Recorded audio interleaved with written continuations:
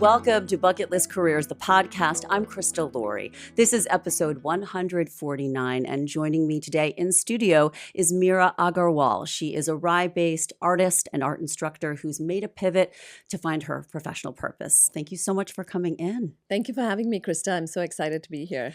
Meera, you are an artist, you are an art instructor, but you didn't start out there. So we That's want correct. to talk all about your pivots to finding what's truly your bucket list career. And you say that crafting this means more to you than anything you've done professionally. So tell me what fuels you the most about it. I think art is very uplifting. It's very subjective, but then you, as an artist, put your soul out there. It's a visual medium for your own emotions, your feelings, whatever is lighting you up. And for me, it's key to have layers, textures, the color that hopefully inspires my viewers and helps them find their own narratives, their own strikes their imagination, and hopefully they take away something from it that's everlasting. Well, we want to dig into everything about your art and what inspires you, but let's first dial it back a bit because we want to talk about the transitions to what you've created. And you were in tech PR. I know that you've had a number of roles in the business world. So let's rewind a little bit and tell me about the transitions. So I've pivoted a couple of times, Krista. I went to undergrad to do a business degree, worked in Dubai as my first job in accounting and finance. I didn't like it very much. No surprise there. So For a creative soul, perhaps. Exactly. It wasn't just right Exactly. During my time there, I had the opportunity to go on a 3-month expedition to China with a UK-based nonprofit called Rally International. for you. And I was chosen to maintain something called a audio diary. Remember, we're Gen Xers, so there was no internet, Insta. Yeah. So an audio diary was the way of documenting our journey for the BBC. So that experience made me come into contact with lots of reporters, with a lot of people in the communications field. So then I came to the US to get a degree in communications and then delved into tech PR as my job.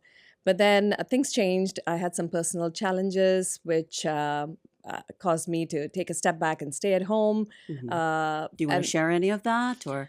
No, it was just one of my kids was getting very sick often and had a lot of emergencies. So I took a step back to stay home. Understandable. And around the same time, my husband moved with his job to New York. And I found myself gravitating towards the arts in many ways, whether it was volunteering in my kids' school or the Rye Art Center, which is, by the way, a great treasure of our community. So just being in the East Coast and seeing so many opportunities for artists helped me reignite the arts as a working creative. And so it's been very fulfilling so far. Well, in terms of your art itself, and we have some beautiful photos that Thank we you. can show, you do a bit of everything. I know that. Right. It's abstract, it's both representational, you have mixed media, oil, acrylic, and in that sense, you defy category. You did tell me that that's somewhat of an obstacle for you. So how are you navigating that? That's right. So because I do a bit of everything, I don't necessarily fit the bill for gallerists to represent me. At least that's been my experience so far with the galleries I've approached, because they feel like they cannot peg my art because I do a bit of everything. But for me as an artist, I hate being boxed in. I think it's counterintuitive to the whole art field to be boxed in. So I do a bit of everything. Whatever lights me up is what I create. I could be inspired by nature. One day I could be inspired by somebody's stories because I'm an avid reader. Yeah. I love listening to music. I work in the gardens. So all these things inspire me, and there's no way to put them in all one category. So Sure. for me, it's a visual language to represent whatever I'm feeling at that time. Yeah. So so far it's working out well for me. So How did you start selling? That's a good question. So initially, not being art educated, I'm a self-taught artist. Not being art educated was a little bit of an obstacle. So I had to earn my stripes by submitting to various juried shows in the area. Juried shows. What does that mean? Yeah, juried shows are shows where 400 artists submit to one show where a juror, usually an art authority from maybe the Met or the MoMA or the Guggenheim, they'd review your work and select 10% of those people for an exhibit. Hmm. So those are very important shows, because then the more shows you have, people start to believe in you and start to recognize that you're worth paying attention to.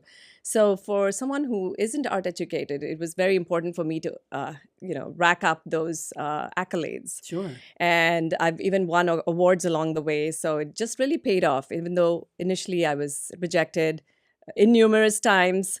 You have to dust yourself off and come back again and again. And for every 4 shows that I would submit, I may get into one, and that was okay, because that's how you build your resume up. That's a lot about resilience. And every entrepreneur that I have on this show will tell you this is not happening overnight. Exactly. You did mention to me in our prep conversations a mantra that really works for you. It's don't focus on the headlines, focus on the trend line. So, can you tell us a little bit about that? Expand for me. Yes, that's something that my husband actually reminds me to do. The headlines for me early on was that I was getting rejected from all these New York City prominent shows, but I kept at it, relentlessly submitting, believing in my work, believing in the quality of my work. And then I started getting accepted into shows, some small at the beginning, and Hmm. then to some of the more prominent shows. So those were my trend lines. The trend lines was that I was actually gaining momentum, Mm. slowly but surely. So I always like to say, really focus on the trend lines, because your headline can scare you, can make you insecure, Yeah. but the trend lines show you that you can do it. I had a career change where someone was a lawyer and Hmm. became an artist. I had someone who actually was diagnosed with a disease that paralyzed her, and she incorporated her wheelchair into her art. So I That's right. have had people like you do this. How long did it take you to gain traction, though? That's a good question. So it does take a while, especially for artists, because I feel like there is no well-defined path for an arts career. Hmm. You really have to do your own exploration and blaze your own trail, so Yeah. to speak. So for me, it was identifying these shows that were important and actually going and visiting them at first. So Mm. that, that's a tip that I give all artists: go to the shows that you want to be in, learn from it, learn from the quality of the work, what sells, how they price it, because pricing is a big thing. No, there's no magic formula. Yeah. And you can price yourself out of the market by being too high, too low. So it's like the Goldilocks price point that you have to find. But one of those things is just being good about visiting shows and arming yourself with good knowledge. And it happens over years. To answer your questions, I think it took me at least four years before Yeah. I started getting traction, real traction. Although initially I had some wins in my very first solo show, where I had 4 to 5 pieces sell out in the first hour, and I was Yeah. like, maybe even thinking that maybe it was beginner's luck. But that's when I think entrepreneurs have to believe in themselves, and not be insecure about even the wins, Of because it's course. very natural to be insecure initially, thinking that maybe it's a stroke of luck. But you just have to remind yourself that you can be kind to yourself and say, no, it's your work. Well, you have said that you're very active in the arts community, Yeah. the Right Arts Center, among others. And you also mentioned that something is isolating about being an artist. And what you do need to do is get out there and network. And I think Yeah. that that's actually, for a broader audience, amazing advice when it comes to pivoting and finding a different career. Why does that serve you well, being as active as you are in the community? Absolutely. So, as an artist, it's very isolating to sit in your studio and work all day and not come into contact with people. So, one of the things early on that I did was I started teaching in the after school clubs, because it was Okay. very energizing to be amongst kids who are so unadulterated, and they bring a whole nother energy to your work. They probably So, inspire you as they well, right? inspire me immensely, immensely with their imagination. And I learn along the way when I prep for classes. So to get out there, be involved in your community, that was teaching. But then I also started volunteering with the Rye Arts Center very actively, Hmm. because that brought me into contact with the art world in a different way, the artists that were submitting to the shows there. And it really teaches you a lot of things. It teaches you about your art, or how to calibrate your art, or how to be in an art business. It just was very invigorating Mhm. to be amongst artists. And then the main thing is, I think, if you get out there, also support your fellow entrepreneurs. That's something that a lot of people did for me, and I pay it forward, and I continue to do that, and it has great rewards. You can support artists for free, and I should say any entrepreneur for free, by liking their social media posts, commenting, sharing. You might not be in the market for a handmade item or a piece of art, but you never know how these things can make a big difference in an entrepreneur's So true. So true. career. And social media engagement, I think, is very critical for any Yeah, entrepreneur, including artists. yeah. So, what about other key advice takeaways for my listeners? I always ask my guests this on achieving your purpose career wise. Great question. I would say one of the things I said already was the focus on the trend lines and not the headlines. And secondly, I'd say you have to stay motivated even when there's no demand. That's one of the things I found during COVID. No, initially nobody was buying art. That changed actually in the second half of COVID, but initially nobody was buying art, and then you had to be motivated and do your bit every day. So I would do all the art prompts that art associations would do. For example, Arts Westchester put out prompts every week, and I'm probably the only one who did all 52 weeks of them. Hmm. But along the way, through those prompts, I got connected to a lot of collectors beyond my city and my state. And, I started selling to people all over the US. So I think it's important to stay focused and stay motivated. It's a key ingredient. The other thing I would say is also take on everything and anything. Say yes a lot more initially. Mm. It might be silly, it might be something small, but I think sometimes you have to take 2 steps backward to take 1 big step forward. And that's okay, because as long as you believe in your work, it's all going to work out. Yeah, yeah. For example, I had somebody reach out to me very early on. I had only done 2 solo shows and maybe 3 group shows. And somebody wanted a big giant flower dyed for their wedding day. Initially, my instinct was to say, no, I'm not touching that with a barge pole, because I don't want to be responsible for the bad flower in the photos, because Right, I right. hadn't done something like that. But I you took said it on. yes. I said yes. I took it on. I did all my research. I learned a lot along the way.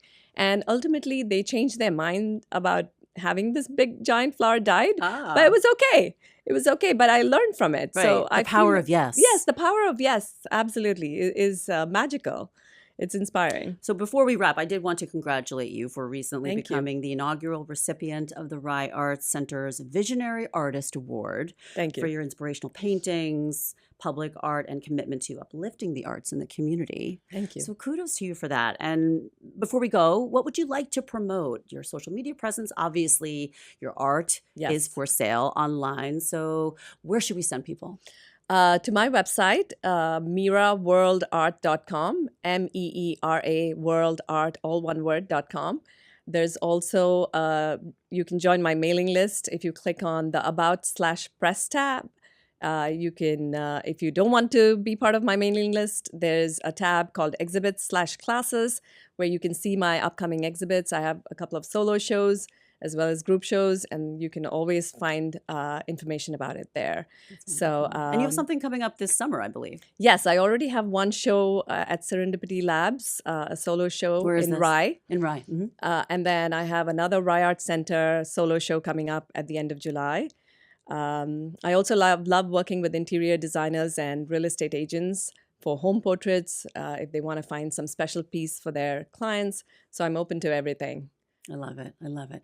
Well, thank you so much for guesting with me today, Meera Thank you, Krista. Agarwal. It was nothing short of inspirational to have Likewise. you on the podcast. Thank you very much for having me. And thank you for joining me here on Bucket List Careers. Once again, I'm Krista Laurie. Be sure to follow us on social media, all the platforms at Bucket List Careers. Share an episode if it speaks to you. Send me a guest idea, Krista at bucketlistcareerspodcast.com. New episodes on Thursdays. Until then, be well.